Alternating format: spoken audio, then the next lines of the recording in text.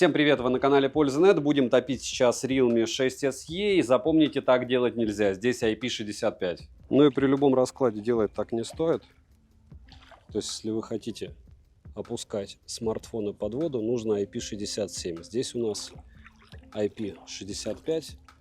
И вот такие вот изыскания, они бесполезны, с одной стороны. С другой стороны, помним, что у некоторых третьих эшелонов при IP67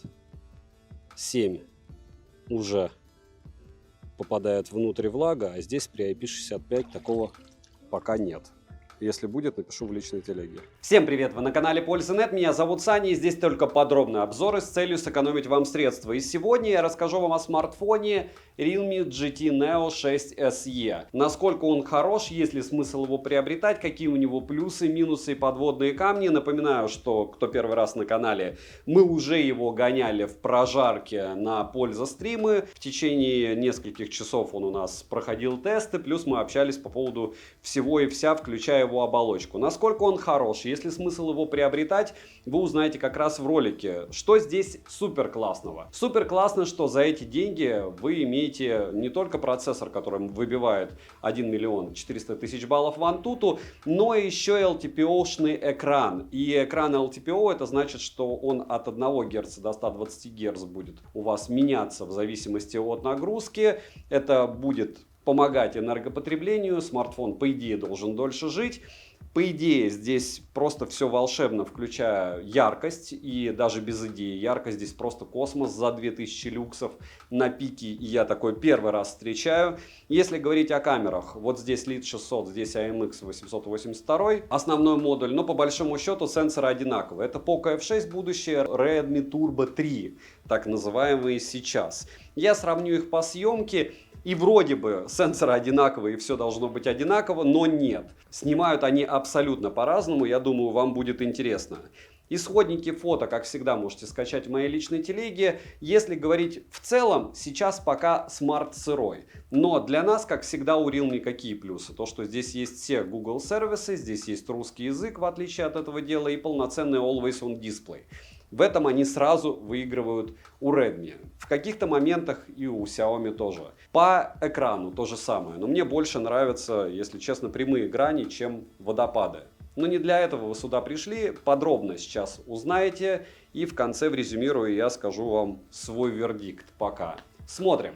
Распаковка. У меня на руках китайская версия данной модели. Поставляется смартфон в упаковке из плотного картона в черных тонах. Упаковка хорошая. В комплекте мы имеем силиконовый чехол, краткое руководство, ключ для извлечения слота под 2 нано-сим-карты, сам смартфон с пленкой защитной, это хорошо, и блок питания на 100 Вт с китайской вилкой, как и в прошлой версии 5 SE. Далее мы имеем кабель для зарядки с USB-A на Type-C, слот прорезиненный на 2 нано-сим-карты, карту памяти запихать сюда, повторяюсь, нельзя. Габариты смартфона 164 на 75 на 9 мм, а вместе с блоком камер 12 мм, вес 193 грамма. Розыгрыши море, читаем описание, какие сейчас актуальны. Постоянно это я разыгрываю один смартфон раз в месяц. Условия просты: подписаться на канал с колоколом, оставить осмысленный комментарий больше 5 слов, и либо в комментарии, либо в описании своего канала указать свое имя в телеге, плюс подписаться на телеграм-канал скидок. И вы автоматически в розыгрыше. Приходить на розыгрыш не обязательно. Если вы выиграете, в эту же телегу я вам и напишу. Не забудьте, к слову, открыть подписки. Ну а те, кто хочет помочь каналу, чтобы я дальше обозревал такие китайские устройства, и у вас есть премиум в Телеграме, дайте мне свой голос. Я буду там истории записывать. В Телеграм-канале скидок. Переходим к обзору, собственно. Приобрести GT Neo 6 SE легендарно уже сразу. Можно в серой и зеленой расцветке. Тыльная часть выполнена из стекла, а рамка пластиковая. Дизайн привлекательный, и каких-либо лишних деталей во внешке здесь нету. Все, кто скажет, что за такие деньги всегда пластик, смотрим на Samsung A55, который стоит также плюс-минус, и там у нас металл. Это не образец смартфона во многом, но в плане материалов это образец. В руке смартфон лежит удобно, пользоваться одной рукой не совсем комфортно, но можно. Я повторяюсь, что мне импонируют больше прямые грани, чем водопад, даже пусть и полуводопад. Есть официально заявленная защита по стандарту IP65. В начале ролика вы видели, как смартфон справляется с одновременным утоплением и видеосъемкой. съемкой. Так делать ни в коем случае нельзя. Эта защита не подразумевает ни в коем случае никакое погружение. Но обычно такого рода бренды, как Realme или Xiaomi, делают IP65 намного лучше, чем какие-нибудь там ZTE, которые тонут даже с IP67. На корпусе расположена кнопка питания, качели регулировки громкости, микрофоны, разъем USB Type-C OTG версии 2.0 и K-порт, а вот мини-джека не завезли. Для воспроизведения звука установлены стереодинамики, но звучание не полноценное стерео, а с перекосом. Учитывая стоимость, звук хороший, но хуже, чем опять же в Honor'ах, которые я ругаю. За те же деньги у смартфонов Honor звук лучше. Удобно, что звук можно кастомизировать, в настройках можно обнаружить технологию Aurelia Audio, функцию пространственного аудио и Halo Audio. Bluetooth кодеков более чем достаточно, я думаю, хватит всем, только если у вас не какие-нибудь специфические наушники специфических брендов. Вибромотор с технологией O-Haptics достойный, настроить силу вибрации можно, как и интенсивность сенсорного отклика. Я бы сказал, он очень хорош. Летим дальше. Смартфон оснащен AMOLED LTPO 8T дисплеем, и это прям круто. Диагональ 6,78 дюйма с разрешением 2780 на 1264 пикселя. Но в настройках можно уменьшить разрешение экрана и включить адаптивное улучшение деталей. Экран 10-битный от BOE с закругленными краями. Защита установлена Corning Gorilla Glass Victus второго поколения. Плотность пикселей хорошая 450 ppi. Локальная яркость в пике заявлена 6000 нит. Пиковая яркость по моим замерам 2500 люксов. На 100% 890 люксов, и это прям мега беспредельно. А на 100% яркости с включенной функцией повышенной яркости 1400 люксов. При измерении вторым прибором пиковая яркость составила 2000 люксов. Он у меня с двумя поверками. Автоматическая регулировка яркости работает корректно. Из полезного в настройках есть режим повышенной яркости, настройка цветового режима экрана, режим защиты глаз, режим естественных оттенков с автоматической адаптацией экрана с учетом окружающего освещения, HDR-режим для видео не только, частота обновления экрана максимум 120 Гц, динамический режим от 1 до 120 Гц также на борту. Ко всему можно настроить частоту обновления экрана отдельно для каждого приложения. Не факт, что она будет работать, правда, но настроить вы можете. Тач на 360 Гц и 2500 Гц при мгновенном касании. Тест на частоту дискретизации касания вы видите на экране. Результат средний, но в играх сенсорный отклик мне очень понравился. Мультитач есть, и на 10 касаний откликается экран одновременно моментально. Высокочастотное шим-затемнение 2160 Гц, показатели шима выше 15% не поднимались, что неплохой результат, учитывая экран. А при измерении прибором KTA шим поднимался до 30% при минимальной яркости. Это, кстати, неплохой результат, если посмотреть на поверку именно этого прибора, то среди остальных это еще прям очень неплохой экран. Always On Display в наличии, вдобавок полноценный. Далее, разблокировать экран можно при помощи сканера отпечатков пальцев, внедренного в экран, с поддержкой измерения сердечного ритма, распознавание лиц и стандартными способами разблокировки. Сканер отпечатков пальцев работает хорошо и быстро. Внести отпечаток одного и того же пальца несколько раз нельзя, за что от меня отдельный плюс. Распознавание лица срабатывает отлично даже под углом, и зарегистрировать биометрические данные можно только одного лица. Летим дальше. Процессор здесь установлен Qualcomm Snapdragon с техпроцессом 4 нанометра с 8 ядрами. Максимальная частота у него 2,8 ГГц, графический процессор Adreno 732, оперативная память LPDDR5X и доступна на выбор 8, 12 или 16 ГБ. Внутренняя память UFS 4.0 на выбор 256 ГБ или 512 ГБ. Конфигурацию с 1 терабайтом ПЗУ в продаже я не встречал, но возможно в Китае она есть. Система Realme UI 5.0 на базе Android 14 версии, разумеется, обновления еще будут прилетать, мне они уже прилетали. Русский язык на борту, Google сервисы спокойненько активируются. Что касается беспроводной связи, имеется поддержка высокоскоростного Wi-Fi 6 версии, поддержка Dual 5G, 4G сетей и ниже. Напоминаю, что eSIM здесь нет и не появится, потому что это чип. Для 4G есть 3 и 7 бенд, а вот 20-го не завезли. Датчик приближения работал корректно, связь смартфон ловит хорошо, звучание при звонках отличное. Запись разговора в стоке есть и без уведомления собеседника о начале разговора. Отмечу, что только это, разумеется, в китайской версии, хотя глобалки 6SE я не думаю, что будет. Bluetooth чип установлен в версии 5.4, NFC на борту, MirPay встает без проблем. Для позиционирования и навигации есть поддержка Beidou, GPS, GLONASS, Galileo, QZ, SS и Navalk.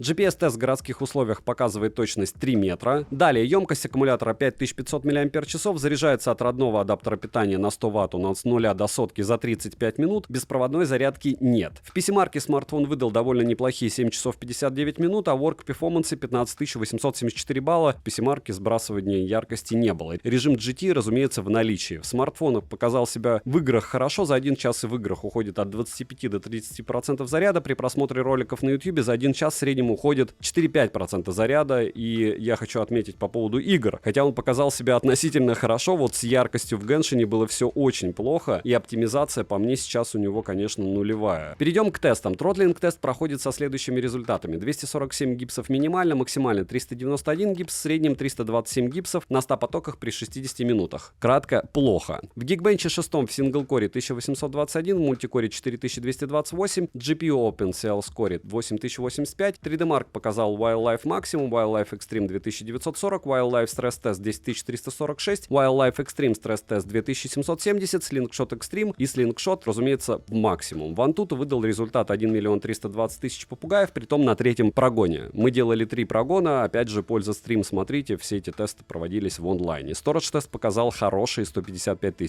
хотя мы видали и получше. Стресс-тест прошел не лучшим образом, но на 40 минут его хватит, как вы понимаете, и как вы видите по результатам на экране. А то, что вы его будете мучить так же примерно, как я в стресс-тестах, вряд ли. Далее, основной сенсор Sony IMX882. Он на 50 мегапикселей с оптостабом, апертурой 1.88 и максимальным разрешением для видеосъемки 4К 60 FPS. Кстати, довольно неплохой. Далее есть стандартный сверхширокоугольный сенсор Sony IMX 355 на 8 мегапикселей с углом обзора в 112 градусов, в каком-то смысле уже позорный, с апертурой 2.2 и максимальным разрешением для съемки видео 1080p 30 FPS. От него супер хорошей картинки ждать не стоит. Либо можно сказать, что стоит ждать такой же картинки, как у всех китайских смартов на ультрашире. С тыльной части также можно заметить двойную вспышку, но направленного микрофона я не обнаружил. Сверхстабилизация доступна в 1080p 60 FPS, фронталка Sony IMX 615 на 32 мегапикселя находится по центру верхней части экрана в небольшом вырезе, апертура у нее 2.45, угол обзора уже 90 градусов. Максимальное разрешение для съемки видео 4К 30 FPS, притом 1080p 60 FPS почему-то я не нашел, и это плохо. Короткие примеры, как и сравнение с Redmi Turbo 3, Poco F6 вы сейчас увидите, но перед началом слегка комментирую. Сверхширокоугольный сенсор при видеосъемке фризит, и это сильно заметно. В сравнении основных сенсоров в 4К 60 FPS Realme показал хуже работу с тенями, плюс стабилизация никакая, но при этом, в отличие от Redmi, картинка более детализированная и сочная. Ко всему, цвета не так перекручены, как у Redmi. Автофокусировка у 6SE более плавная. В сравнении фронтальных сенсоров 1080p лучше показал себя фронтальный сенсор Redmi, так как у него доступно 60 FPS, а у Realme только 30 FPS. Также я сравнил 4К 30 FPS у Realme на фронталке и 1080p 60 FPS у Redmi. В итоге 6SE показал лучший результат. Сравнение основных сенсоров ночью показало неоднозначный результат, так как с одной стороны 6SE лучше справляется со светом, с другой стороны некоторые объекты выглядят как сплошные пятна без деталей. У Redmi все наоборот. То, что оба допилят, это точно, но вопрос, как они допилят эти камеры. Ну что же, 882 сенсор IMX против Elite 600, LYT 600 у Redmi Turbo 3. Уже третий раз его сравниваю, этот Redmi бедный. И понятно, что с разными смартфонами, если не четвертый. Почему? Потому что это будет Poco F6. А как будет называться Realme 6SE GT Neo, понятия не имею. Я думаю, что в глобалке он не появится. Но до какой степени железо одинаковое, вы можете посмотреть по спекам, но это не важно. Нам важно, как в одинаковых условиях будут снимать эти смартфоны. Я пока неприятно шел, неприятно для обоих смартов, потому что была просто космическая тряска. И как тут отрабатывают эти оптостабы на основном модуле, вы можете сейчас оценить. Насколько близко снимают смартфоны этой одной ценовой категории с одним и тем же железом. Ну, близко. Только цветопередача у всех разная. Я бы сказал, что плюс-минус одинаково. Если, допустим, нет, Redmi выкручивает контраст люто. Если брать по динамическому диапазону и по работе с цветом, ну вот Redmi делает просто так, как вам нравится. А Realme снимает так, как оно по-настоящему. И, наверное, лучше, как снимает Realme. Потому что как раз тучи более светлые на Redmi, на Realme цвета, вот эта вот серость, а где-то, к сожалению, грязь, ржавчина видна намного лучше и отчетливее. И да, наверное, для того, чтобы продать смартфон, нужны другие виды. Но мы же здесь сравниваем, и вполне возможно, вы в подобное место когда-нибудь приедете. Курортные места плюс-минус одинаковые все. И будете снимать. И насколько хорошо на эти два смартфона. Ну, один русский голос только слышен везде. Только русский голос. Так, если брать по иксам, X10 максимум на Realme, X6 максимум на Xiaomi, и вот, допустим, X6 оба смарта показывают, ну, наверное, примерно одинаковые результаты. Но не, Redmi, мне кажется, еще хуже, чем Realme. Ну, не факт. Вот, успею, может быть. Ну, скорее всего, нет. Чуть-чуть повзрывали. Но звук вы услышали.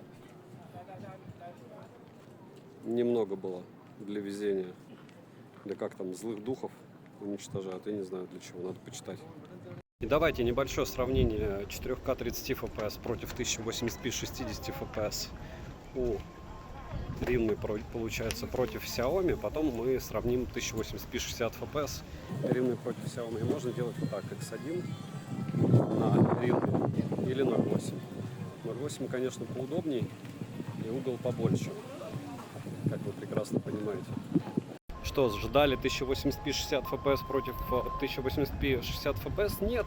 Realme может только в 1080p 30 FPS и 1080p 60. И я считаю, что лучше иметь 1080p 60 FPS, а не 4К 30 FPS, потому что еще одно место 1080p 60 FPS. Вот так. Плавно. Если тянуть.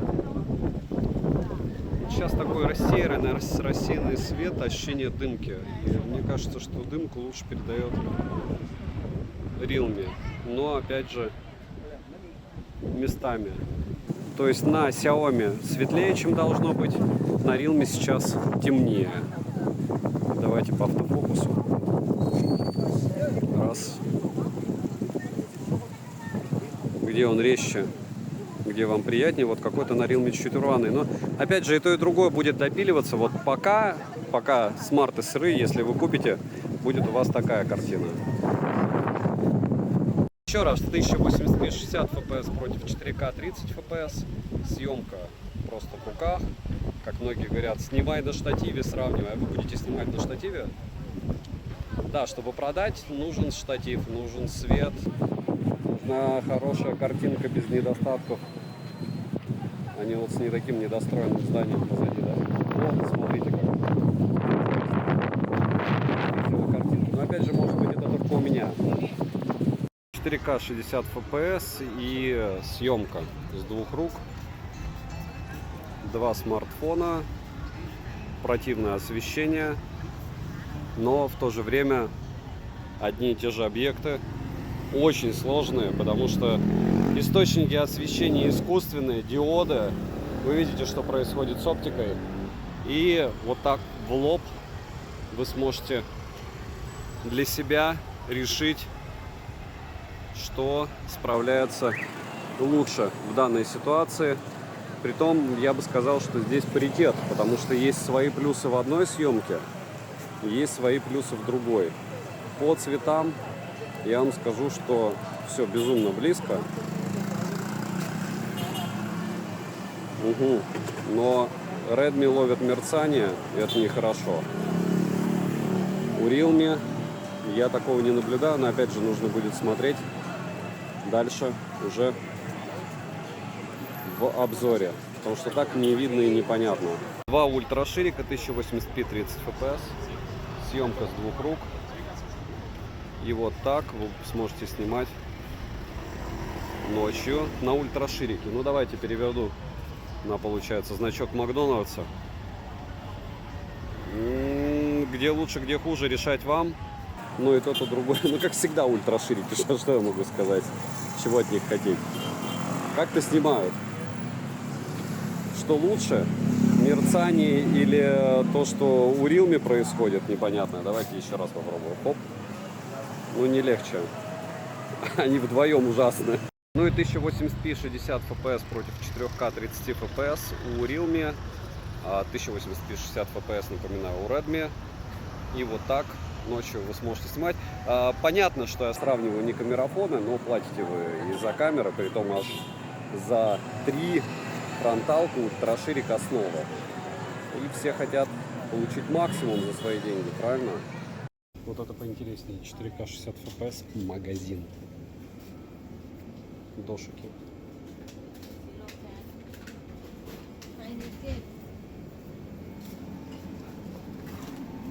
И всякие энергетики.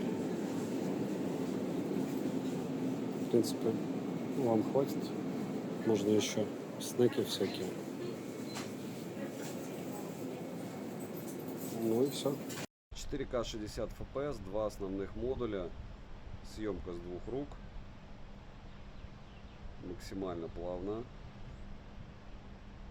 Я думаю, кстати, вот такие сравнения самые интересные именно для этих двух смартфонов. Почему? Потому что и тот, и другой, получается, у нас являются конкурентами и по стоимости, и по, в принципе, железу. Только X6 максимум на Redmi, напоминаю. В принципе, все равно я на ультраширик не перейду здесь. Вот такая съемка. Вам нравится? Мне нравится. И два ультраширика. Притом на, повторяюсь, Xiaomi можно делать зум, на Realme нельзя. У Realme, кстати, при движении картинка плывет местами. А у Xiaomi фриза, у Redmi. Ну, чего хотите от этих бедных ультрашириков, которые как затычку уже запихивают, да? И последний, самый сложный, фронтальный заруб. И 4К 30 FPS против 1080p 60 FPS. Вот так. Смотрите, в чем особенность этих смартфонов. Повторяюсь, что с основного модуля, по идее, они должны снимать одинаково, так как сенсоры основные, по идее, у них одни и те же. То есть здесь у нас, допустим, Xiaomi, здесь Xiaomi и здесь Xiaomi. Все это было сделано в автомате с одинаковых локаций, и все три фотографии неприятные максимально. То есть это у нас ночь. Это у нас Redmi, здесь Realme, вот здесь у нас Xiaomi. И что мы видим? Мы видим, что по большому счету намного лучше по мне, несмотря на то, что вытягивал из темноты намного меньше деталей, справился здесь Redmi. Посмотрите, допустим, на вот эти металлические части. Хотя, говорю, очень все близко. Если говорить про работу со светом, то у Redmi однозначно она лучше. Мы смотрим на вот этот фонарь, на то, что он сделал на Realme, и на то, что он сделал на Redmi. Или Poco F6, как вам удобнее. Вот посмотрите. По большому счету, на этом отличия не заканчиваются. Повторяю, что у меня все будет в личной телеге. Скачивайте и сами рассматривайте до упора. Никаких искажений по краям я не вижу, замыленных краев. Никаких каких-то супер светлых участков у Redmi я не вижу. Вот посмотрите, допустим, на плитку. Вот смотрите, он вытягивает Realme из теней. Да, с одной стороны. С другой стороны, вот здесь мы получаем дополнительную информацию, а здесь дополнительную информацию у нас поедает освещение. То есть то, каким образом он работает со светом. Так что в каком-то смысле паритет. А в каком-то смысле все прекрасно помним, что сенсоры одинаковые. Если говорить про фотографию днем, опять же, неудобная фотография, был дым в автомате, и фото днем плюс-минус одинаковое. То есть мы можем постараться рассмотреть что-то вдали, сказать, что у них по-разному отработали в автоматическом режиме сенсоры и съемка на этих зданиях. Realme по мне шумов больше, но контраст, видите, у этого, допустим, здания и вытянул лучше. Здесь то же самое. И здесь, опять же, вкусовщина. Кому что нравится, у кого что в приоритете. По цветам плюс-минус одинаковый, динамический диапазон плюс-минус одинаковый, баланс белого везде по мне выдержан. Вот здесь чуть-чуть желтит Redmi. Чуть-чуть. В целом, что та, что другая фотография хорошая. Но если брать без постобработки, по мне, Realme пусть снимает и натурально, но слегка даже здесь, видите, бледно. Если говорить об вот этих двух фотографиях, это вообще противная штука. Почему? Потому что пусть свет рассеянный, но все равно источник света был позади, и получается фотография против света — это ужасный вариант развития событий, так делать никогда нельзя, но вполне возможно вы решите сфотографировать таким образом. И здесь однозначный лидер у нас кто? Правильно, Redmi, при том, что логично 35-26 мм, то есть основной модуль у нас никаких ультрашириков не используется. Это исключительно 3 основных модуля, и если брать сравнение здесь, то Realme по полной программе проиграл. Обратите внимание на фронталки. Здесь у нас Poco F6, здесь у нас Realme 6 SE. То есть Redmi против Realme 6 SE. И там по цветам не так, как должно было быть, но, вот смотрите, здесь, наверное, так почти, а у меня не так. У меня лицо чуть-чуть более смуглое сейчас. Обратите внимание, кстати, да. Позади вам казалось, что у Xiaomi плохо, но нет. По-настоящему плохо у Realme. И в целом по фронталке у Poco либо Redmi очень много шумов с одной стороны, с другой стороны баланс белого все-таки здесь получше однозначно. По фронталке, даже учитывая, что здесь у нас есть 4К 30 FPS при съемке, как вы помните у видео, я отдам предпочтение свое лично, свое. Xiaomi, хотя они точно, оба смартфона, не про фронталку. Но, с другой стороны, у китайских смартфонов они стали уже даже очень неплохими, опять же, по мне. Это у нас Poco, здесь у нас поместился Realme. И вот этот вот Realme здесь почему-то наоборот выкрутил контраст, хотя уже было все довольно бледненько, и я вам скажу, что здесь цвета правильные, более правильные у Redmi. По деталям плюс-минус одинаково, хотя местами, наверное, все-таки выигрывает у нас... Он контраст выкрутил, видите, у цветов. И там рисованная картинка. Непонятно, кто выигрывает по деталям, надо где-то их еще найти, эти детали, чтобы решить, кто победил. По мне паритет. И в целом, то есть фотография здесь намного правильнее у Poco по цветам. Во всем остальном и та, и другая фотография очень даже неплохо получилась. И облака, хотя облака, видите, допустим, довольно резко сделал Xiaomi. Realme справился с ними получше. Вот они, одинаковые сенсоры. Если говорить про съемку, допустим, здесь...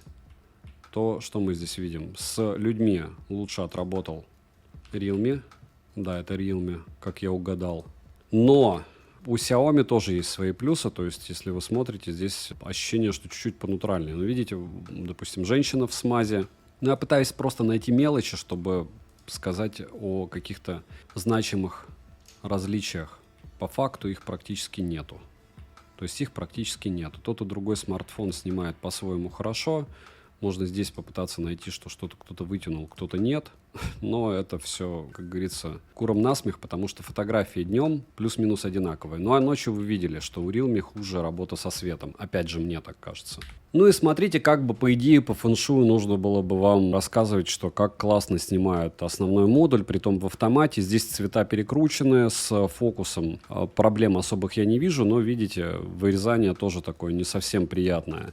Если говорить про какие-нибудь пейзажи, все круто, но здесь цвета не соответствуют, они выкручены. Если говорить про фронталку, ну вот портретный режим. Хорошо ли он, учитывая, что был ветер и с таким размытием сделал фото? Ну, по мне отлично. То есть можно рассказать, что часть уха у меня отрезала, можно сказать, что здесь вырезано плохо, но плюс-минус тот же ценник сфотографировано довольно неплохо. Плохая работа со светом. То есть рассеянный свет, противный, но мы уже видели, что Redmi в этих условиях справляется, или Poco F6 по-другому. Здесь фотографии быть в принципе не может плохой. Здесь тоже, если говорить о фотографии в сложных каких-то условиях, то довольно много шумов, но в целом вряд ли кто-то суперски бы справился. Здесь то же самое. Если вы будете снимать красивую еду, то вам будет казаться все, что хорошо. По мне, опять же, размытие здесь такое. Вот посмотрите на этот участок, допустим. противненько. Местами хорошо. Это просто кофе, и это тоже чашка из-под кофе. Мораль какая? Чтобы понять, какие фотографии вас устроят. Вот мне сегодня в мой личный телеграм пришел человек и правильно спросил, с чего начать для того, чтобы понимать, хорошо фотографирует смартфон или нет. Первое, с того, чтобы вы начали разбираться в фотографии. Я не говорю про то, что работа с горизонтом, а что такое шум, вообще, что такое работа со светом, баланс белого, перспектива. Ну вот какие-то основные понятия. И как только вы начнете понимать в фотографии хоть что-то, вы поймете, что сейчас, ну, мое мнение, смартфоны снимают нереально круто. То есть прям нереально круто. И даже среднебюджетный сегмент, видите, я имею возможность что-то там копаться, детали разглядывать. Хотя аппарат реально очень маленький, удобный. И что макро, что какие-нибудь там ультраширики есть тоже довольно неплохие. Фотографировать приятно. У вас цели и задачи могут быть разные. Если вы, допустим, снимаете видео, это по-любому айфоны. Мое мнение, субъективное. Если вам нужны портретники какие-то, X3, X5 вы уже должны смотреть. Можно на Realme с средним бюджетом. Приходите на стримы, подписывайтесь в телеграм-каналы. Не только мои, много блогеров занимаются этим. Но вот эти вот за, против, и что вам понравится, и как выбрать для себя девайс с хорошей фотографией, с этим надо разбираться. И сначала учить базу, матчасть, а потом уже потихонечку идти к вот таким вот вещам. Что вы будете скачивать исходники на своем мониторе, на котором вы потом будете потреблять эту картинку, сравнивать их, а потом делать выводы, что вам подойдет лучше. Потому что, повторяюсь, я, допустим, фотографирую всегда принципиально в автомате. Почему? Потому что смартфон с его ИИ должен за вас фотографировать, а не вы за смартфон. Надеюсь, видно, как эпично движется дождь. 4К 60 FPS, основной модуль. И вот так граница дождя.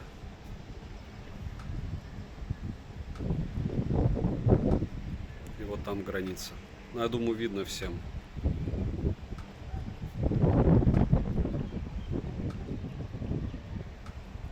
И 1080p 30 fps. Тот же дождь, тоже ветрено. Ну вот куда без фудблогинга? Уже народ привык. Сладко. 4К 60 fps без особого хорошего освещения. Вот так сможете снимать свою еду. Так питаться однозначно нельзя, но это все еще фудблогинг. 4К 60 fps, еще немного фудблогинга.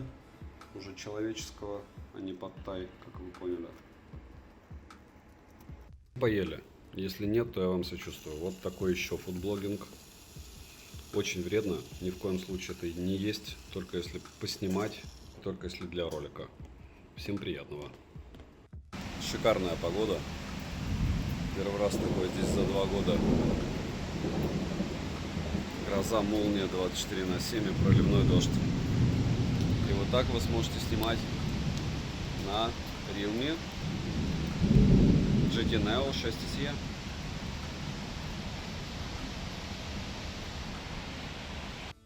И основа Realme 6 Neo 6SE.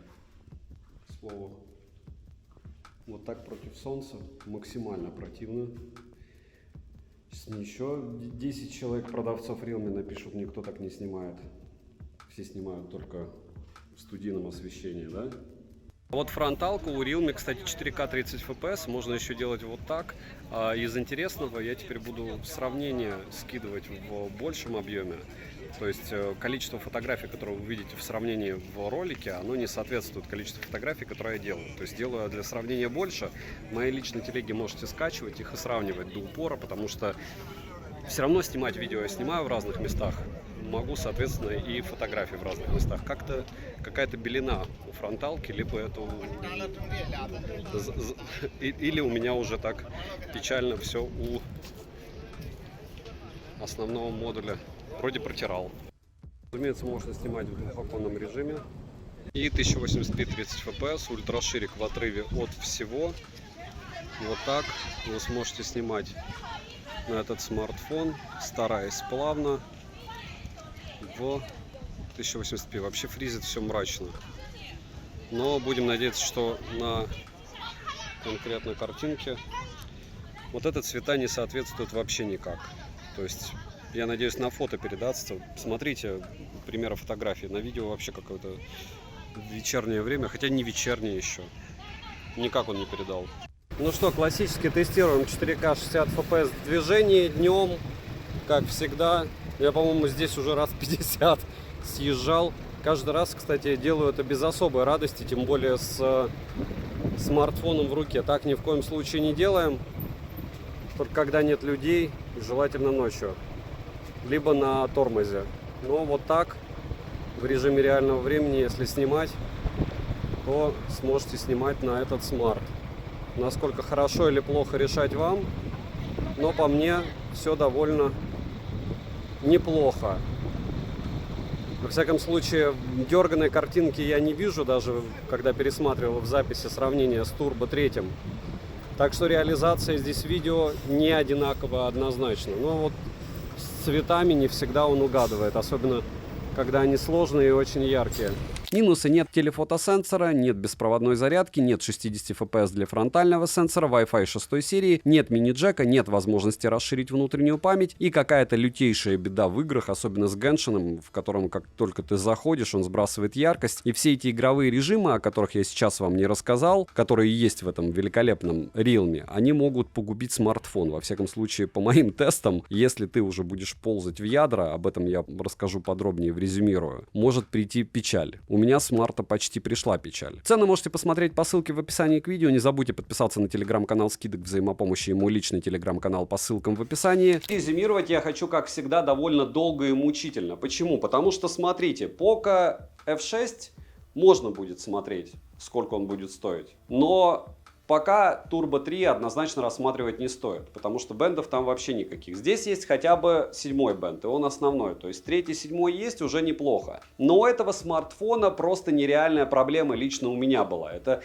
для многих будет неважно, ты заходишь в Genshin, у тебя происходит какая-то беда, но для многих, опять же, решение ты выставляешь в игровых режимах максимальную частоту у ядер и играешь. А потом, спойлер, у меня произошла такая беда после того, как я его настроил, он у меня в Genshin какое-то время не сбрасывал яркость, показывал 1300 люксов по советам китайских блогеров через, опять же, моих подписчиков. И у меня сбросился экран, то есть он был желтым, притом никаких настроек из разряда комфортного освещения для глаз или еще чего-то не было. Через несколько перезагрузок и полдня он все-таки стал выглядеть нормально. Проще говоря, мораль вот этого вот моего резюмирую в чем? Если у вас есть смартфон, и кто-то вам советует выкрутить в игровых режимах на максимум частоту ядер, знайте, что вы можете просто спалить смартфон, и никто вам его менять, разумеется, не будет. Все это дело, так же как с фотографиями или видео, по мне должно работать в стоке. Как только вы начинаете что-то химичить своими ручками по чьим-то советам, вы можете получить либо кирпич, либо бракованную в перспективе вещь, потому что он настроен, чтобы работать, ну вот режим GT у меня включен, все это максимум. Достоин ли он к рассмотрению? Вот смотрите, к сожалению, у меня сейчас просто бешеное количество девайсов плюс-минус в те же деньги, притом у каких-то из них есть свои плюсы, у каких-то свои минусы. Сильная сторона Realme – это экран. То есть такую яркость и LTPO-шный экран вы вряд ли можете получить у кого-то еще. Супер быстрая зарядка. За 31 минуту у меня вообще ничего не заряжалось в последнее время, потому что, как вы помните, Realme сначала стали делать зарядки по 240 Вт, а потом про них забыли. И вот сейчас на 100 Ваттах 31 минута – это вау. С другой стороны, в PC-марке он 8 часов только выживает, и это не так и много.